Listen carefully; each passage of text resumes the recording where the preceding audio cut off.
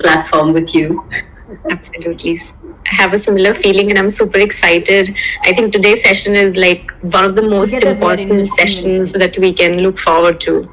Absolutely right. I think so much, so often we have the most lofty of desires and plans, but to actually translate that into reality and like the all the fears and the doubts and in fact, one of the very interesting aspects of habit change is that people will often only embark upon behavior change if they feel like they have a reasonably good chance of success.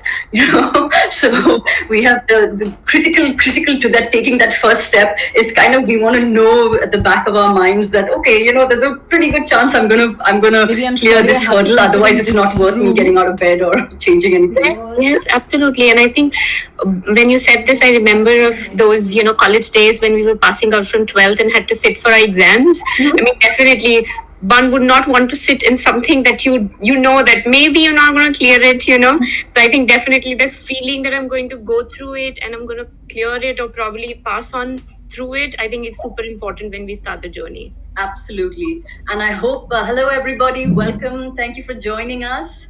So today's session really is about the first steps to making a choice to go vegan. And I am Sandhya Krishnan, and my co-presenter is lovely Manpreet Kalra. You would have heard her on day one. We're going to be, I think between us, if we're able to sort of just explain how our mind actually works in terms of habit change, and you going into the details of what those first steps could look like, I think that's a win for us. What do you say, Manpreet? Absolutely. I think we'll probably club them all together and make it like a super, ball for all our, listeners, and probably they'll have something to take back where they can start off their journey. Lovely. That's the hope. Fingers crossed. And with that, I'm going to jump into my host's shoes and introduce you, Manpreet.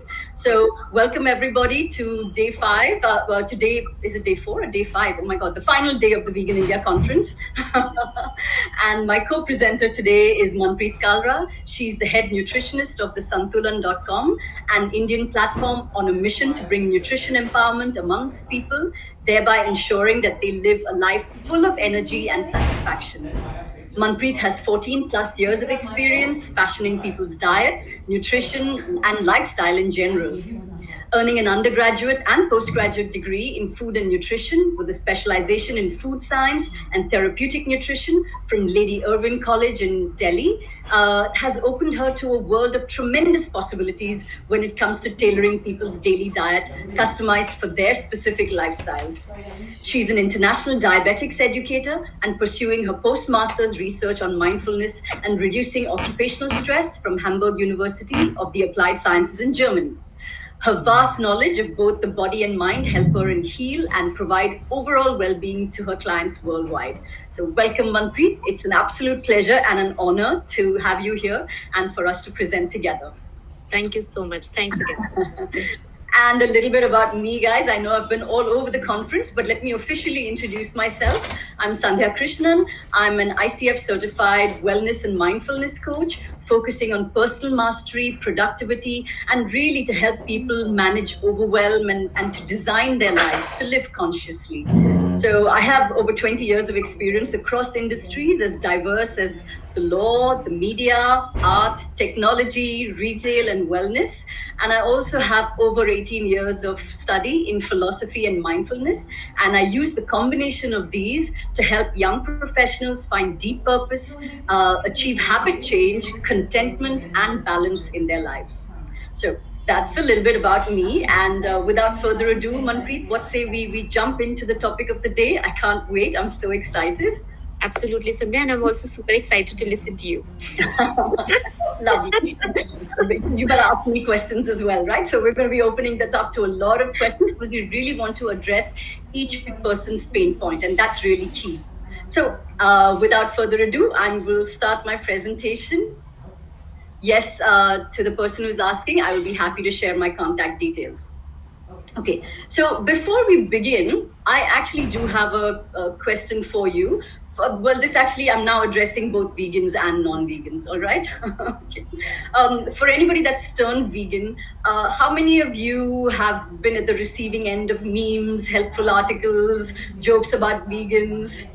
Hands up, yes, if you have. I certainly have. Okay, okay. And now, for those who are non vegans, and absolutely no judgment, I was one myself. How many of us have had ideas about, vegans being a particular kind of person, either somewhat sanctimonious or otherwise, like physically somewhat weak and emaciated?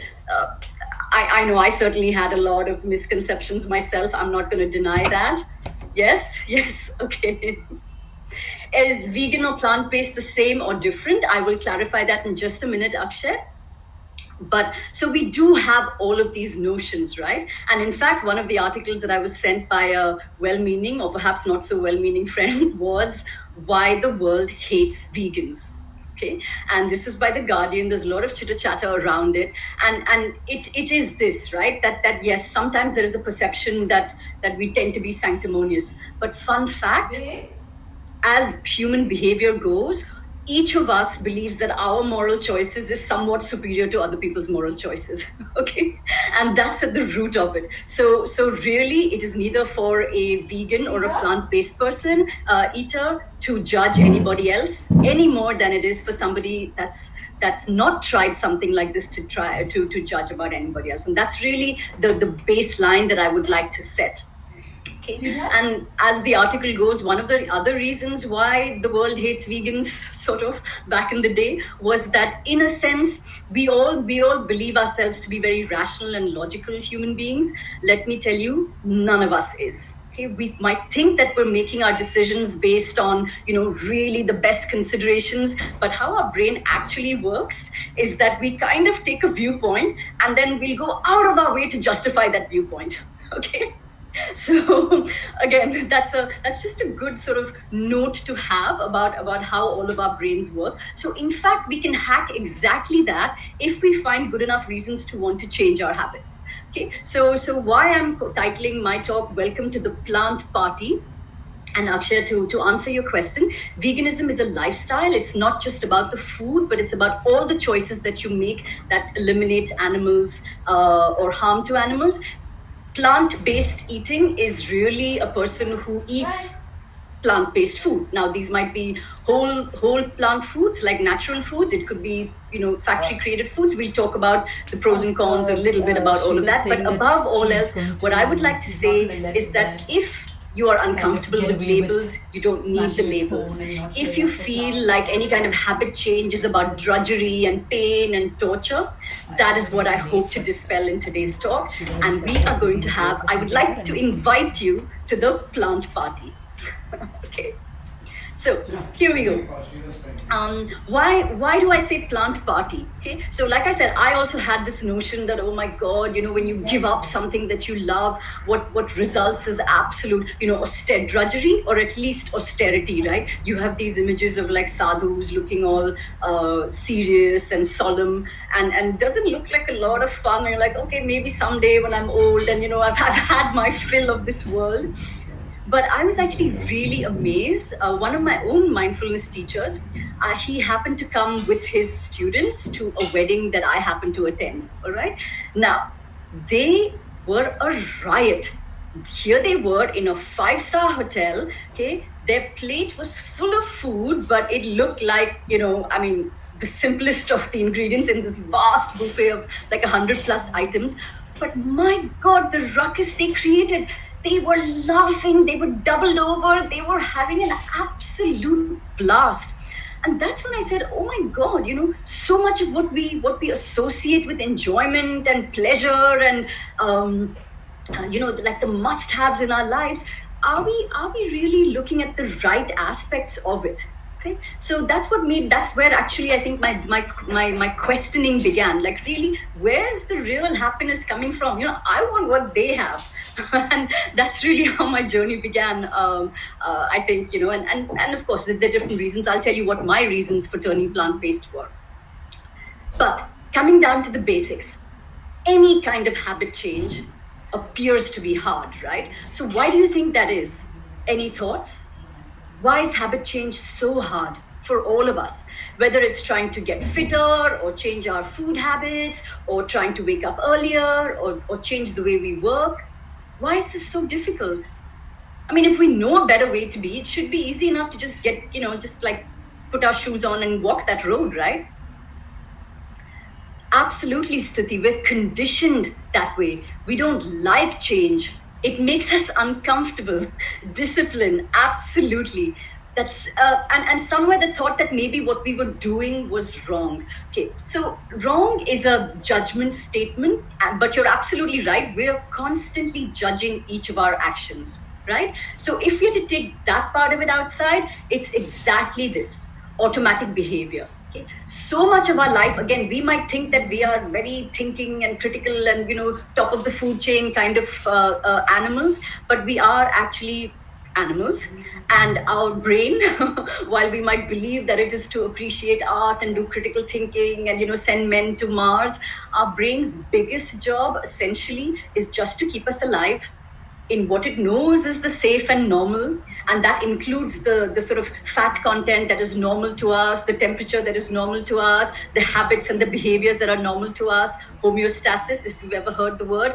But really, what happens is that when we embark on a particular action, like brushing our teeth, certain neurons will fire in a particular sequence, and those neurons form like a superhighway, right? There's a myelin sheath that forms over it, and so information passes super fast, but it is unthinking.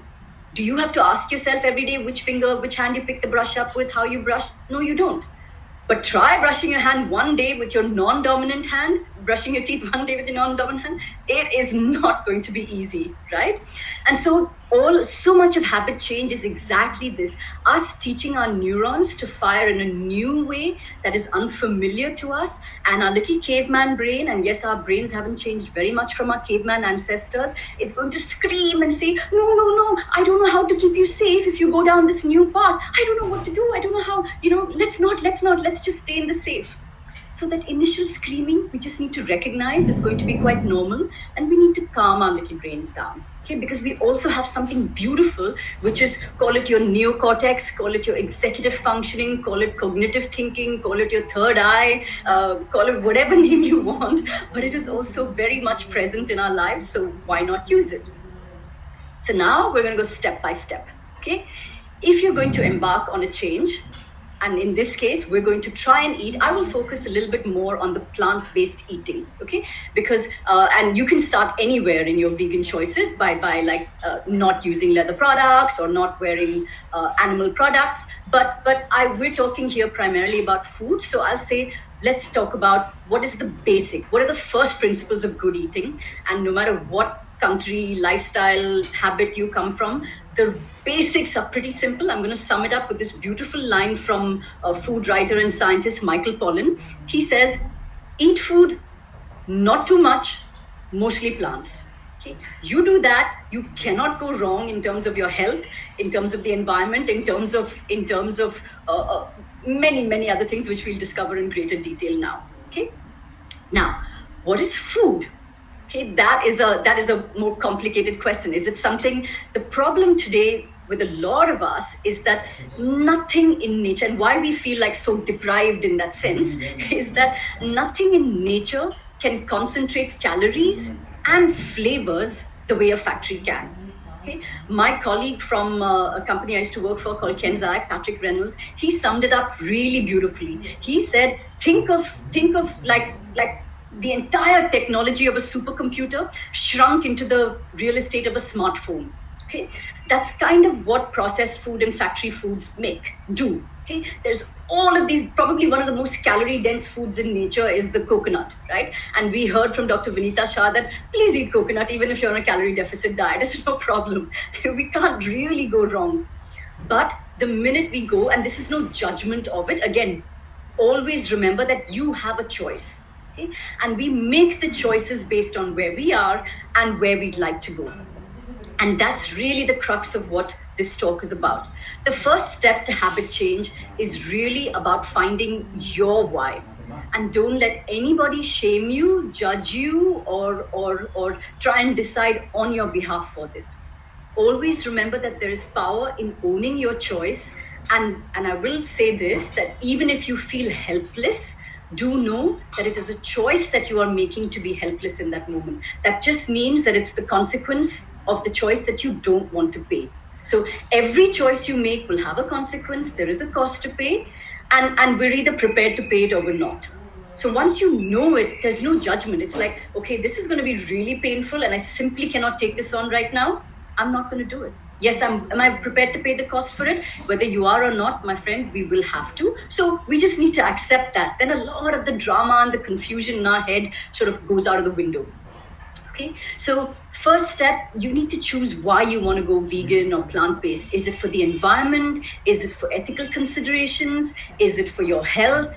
And each of these choices could have a different path. All right. So in my case, it was primarily health. I will say that that was my entry point, although eventually they all get affected, right? I have both my grandmothers lived well into their 90s, but there was such a stark difference, and they were both pretty much the same age. They were great friends, but they lived their last few decades so drastically differently. My maternal grandmother spent like her last 3 decades almost in various stages of being an invalid and with multiple health conditions, losing her mind to dementia, and her body had completely broken down. My paternal grandmother had two rules that she lived by. She lived on a sort of higher, she lived sort of like on a house that was up a hill. She was like, I'm only going down these steps walking or, flat out cold, right? Not in a wheelchair. And second rule was, she was like, until the day I die, I would like to be washing my own bed sheets. Now go figure, I don't know why it was bed sheets, but I presume it's one of the more tougher things to wash if you've ever tried it. It is exhausting. But that was her rule. And let me tell you, till the morning that she had a heart attack and just lay down in bed and pass away, she was well and truly capable of washing her own bed sheets. And I was like, wow, I want to be like that. And that was my why. And I'm going to show you now how to use your why, how to plumb that to give yourself a strong purpose, right? So again, non-judgment of anybody else's choices, right? If I had to choose the environment, let me say that one of the worst things you could possibly do for the environment is to actually, in terms of carbon footprint, is to actually have kids. And I have 2 kids. So who am I to sit here in sanctimony and say, oh, look, I'm vegan, I'm in a position to judge you, right? I have one of the worst environmental crimes on my hands. So find your why. Next step, and this is really, if you follow this, this is what the path looks like, right? We all think that, okay, now I know I'm going to do this. I've watched Game Changers. I'm going to turn vegan overnight. And yes, this is my straight up path. Sorry. Like I said, that caveman brain is going to scream and shout. There are going to be hurdles in your way. There's going to be your environment that's not going to support you. They're like, why? Are you crazy? You will get, where you get your protein from, and all of these questions that we've heard over the last so many days. And so think of the path really as a winding road, but also that there's going to be no pot of gold at the end of the rainbow. Well, actually there is, meaning that as you live this lifestyle, you will get better health, you will be contributing to environmental sustainability, you will be more ethical. But unfortunately, that little caveman brain can't really see all of those benefits right now. Okay? Our caveman brain is only interested in immediacy. What you see is all there is. And that's what it's going to focus on, which is why it is so hard for us to make these decisions, right? So think of it simply as a road that you're going to walk on, not the straight and narrow. It is going to meander. So start with, I am here. This is who I am. This is my circumstance. See the dream. This is why I'm undertaking this new path. All right, I need to prep for it. Any kind of change, any kind of new firing of neurons is going to take effort. Next steps, go ahead and take just the smallest step that you feel comfortable to take. I know that a lot of people talk about an all or nothing, I turn vegan overnight. If you are that all or nothing person, go ahead. Most of us, I will say, are not that. So just think about the first step. It's very imperfect, but not doing anything is a guarantee that nothing is going to change. And also that first step is your first way to reverse the despair that you might be feeling about various aspects of your life or the world around you, right? The best antidote to despair is action. And then we find our anchors. I have pictures of my grandmother up on my desk, so every day when I look at that, I remind myself why I'm doing this, right? And you need to find those for yourself as well, whatever be your anchors. Get the accountability you need in place. Have those people who will tell you that, oh my God, if I'm feeling that temptation, help me out here. You are not alone in this journey. It really helps to have buddies along in your path. My husband turned vegan the day I did, and for him, it's like, my wife's doing it, I'm doing it, I have no other questions about it. But having him on this journey has been so much fun for me, because we now are on a gastronomical journey of vegan delights, so to speak, most of which involve everyday regular home food, I might add. But I promised you enjoyment will come. Lastly, I will say, please prepare to fail. Okay, every path of change does involve certain steps of regression. I use the word failure, but do know that is very much, we fail forward. And that is the progress that we're looking at, until finally the neurons are firing in a completely different way. We've created a new superhighway in our brain, and the old paths simply fall to disuse over time. They might still be there, but no judgment. This was also part of us. This is how we came to this point of awareness. That's all there is to it. There is one point that I wanted to raise, which was the matter of taste. Okay, so we are so attached to the idea of taste. Oh, I'm a foodie. I can taste the subtle flavors of triple layer chocolate sundae, blah, blah, blah. And that's how right now we define foodie. Okay. I will actually use the definition of Mary Roach, who's a hilarious food scientist, by the way. And she's written actually several science books. You should look her up, where she says that taste is essentially 1 part mouth and nose, 2 parts ego. I'll just pause for effect. Okay, think about that, which means that it is very, very susceptible to change. And I will talk about the parts of taste that we tend to be more and more attached to, and how those can change as well. So let's understand where the pull really lies. Okay, how many of us are self-confessed like sweet tooths? Show of hands.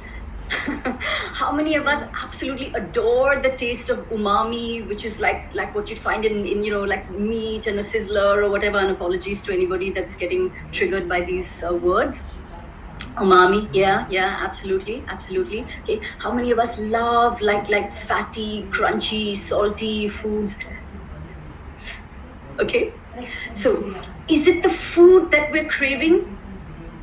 No, it's not. Let me tell you what's actually happening inside our brains. Okay, our brains, like I said, not really interested in your taste buds, this, that, wants to keep you alive. Remember that, right? So what your brilliant brain will do is say, oh my God, Sandhya, you found sugar? I'm going to convert that into glucose. That means you can survive another day. Good girl. And it's going to reward me with dopamine. And I'll get a ping of pleasure. And I'm going to survive another day. I feel good. Okay. Oh my God, I found umami. Brain is going to say, good girl, Sandhya, you found a rich source of protein. That means that I can keep you alive for another day. Congratulations, here's your reward, dopamine. And so on and so forth. Okay. And what we do is we become addicted. Love sugar? Yes, so does a rat. Love your umami? Yes, so does a cat. Okay. So that's all there is to it. And a lot of research, there was research that talked about how, if we manage to create the dopamine in other foods, and if we can recreate that feeling of pleasure, let's pick that food. Yes, if you're addicted to the dopamine, then your next best step is to pick is less harmful version of dopamine, right? But do know that dopamine chasing just makes you a rat, going from one place to another place, chasing the next high. And the other problem with that is that you get neutralized to this, and you need just not 1 scoop, not 2 scoops, but you need 3 scoops, because you need higher and higher levels of that hit to get that same reward. And finally, and that's where the attachment develops, and finally, all of media, there isn't very much money to be made in saying, please buy this tomato. It is a superfood. It will get you the best of health. Do it today. You don't see a lot of that in the media. Where's the money to be made? In making you buy products which are made in a factory, which have a lot of money and artificial, like I said, all of this concentration behind. Now, no judgment of the brands that are exhibiting here. Everybody's doing their dharma. They are helping us. We make our choices, but the choice lies always with us. So if you're being sold something, two questions to ask yourself is, what is the real cost that I'm paying? The real cost. And two, who's making money out of this? Okay. Somebody's usually making money out of this. Okay. What we misunderstand, we think it's going to take willpower. Okay? Willpower is finite. It's essentially, from a neuroscience perspective, it's essentially just our body budget, which gets replenished on a daily basis. And all of the hundreds of decisions that we make and the things that we have to do depleted. Do I watch Netflix? What do I wear today? What do I have to do? Do I do this task first? Now do I exercise? Do I do this? All of these. So if you rely on willpower, and especially at the end of the day when it's depleted and you're like, now do I order from Swiggy or Zomato? By then your brain's like, oh God, not another decision. Now do I pick vegetarian or do I pick non-veg? By then you're like, oh my God, let's just don't think anymore. Are you seeing what's happening there? So what else works, right? Rewards, gamification, they work. It's another dopamine hit again. But in food, it's like, between ordering that chicken tikka masala and between getting a star or a flash on an app, I don't know how well that works. By the way, Zomato also will give you those stars and flash. So, try beating that one in terms of rewards. And finally, morals. This is a bit of a conflicting one, but I'll separate morals from values. A lot of things we do because we feel we ought to be doing or we should do them, and that creates like this tussle and push and pull within us, and it just adds to our anxiety, which will in turn make us choose poorer food choices, and it ends up in misery for us. Okay? Instead, what I will invite you to do is to look for deeper sources of happiness. Okay? We think of like our body being us. And so we buy things, we feed ourselves things, we assault our senses with visuals, with sounds, with Netflix, with so many things. But all of these pleasures are fleeting. They do not last more than 5 seconds. I'll invite you to try and remember the meal that you had last night. You may have enjoyed it like crazy in that moment, but today, if I asked you, did you enjoy it? You're like, oh, yeah, whatever. And so where does our pleasure really lie? Where does happiness really lie? Had a conversation with a friend yesterday, still feeling good about it, that you reconnected after 10 years? Had a discussion with a colleague about like a new way to build a product. How many months is that going to keep you excited for? Had thoughts about some purpose that you want to fulfill in this world, intellectual, that can drive you for years and years and years. And the most addictive of all pleasures, and trust me, it is an addiction no less, is the idea of spiritual oneness, or the idea of getting attached to God. Look, you have stories of Mirabai and like wise men in all religions and philosophies who, you ask them, they'll have nothing on planet Earth. They'll have like a loincloth, and you ask them, what do you need? Can I give you gold? And they're like, oh my God, I have everything I need. I'm in such bliss. That's basically what these stories are trying to tell us. Right? That we need nothing from the outside for our happiness. Happiness we are, bliss we are, and we forget that, and therefore we seek it out in the external world. And so therefore, the most powerful tool that we have in our arsenal is mindfulness. All we need to do is practice the pause. We pause, we come back to our body, our deepest body that we can visualize. We come back to ourselves. We so often lose ourselves in the world, but we need to get enjoyment back with being with ourselves. And we have to have, now that we have this big plan, we know we're going to go to some place lovely, but for now, all we need to think about is present moment awareness. And enjoy just the action you have in front of you. And that's when we can make the most conscious choices and live our lives with complete enjoyment. Okay, so this is just a recap of the steps. Is it important to have a goal? Yes, it is, because without that, we have no idea where we're going. Okay, and then we pick all of our steps to go there. No self-judgment. Compassion is something I want to focus on towards others, towards ourselves. And eventually, what happens is we transform. And you will not even realize that. We have something called hedonistic adaptation. We get very used to the good things. you won't even realize that you're making better and better choices, and you're not the person who was getting as agitated as before, you're not the person who was getting as upset as before. You won't even realize that until you come back to an old situation or somebody points it out to you. But you are then transformed. Okay, and that's where the enjoyment, that's where the peace, that's where arguably the deepest happiness could lie. Don't take my word for it, test it out and try it out for yourself. Thank you so much, and it's over to Manpreet right now. We'll take questions at the end. Awesome, Sandhya. Thank you so much. It was so amazing, so blissful. Really, and I think, of course, all the participants as well. I was also looking to the chat box, and I think I'm sure, like me, everybody has enjoyed your talk so much. It was wonderful, enlightening. I mean, for me as well. So thank you so much for your. And I'm looking forward to yours where we get down to the basics. So tell us our next steps, Manpreet. Perfect. All right. I just share.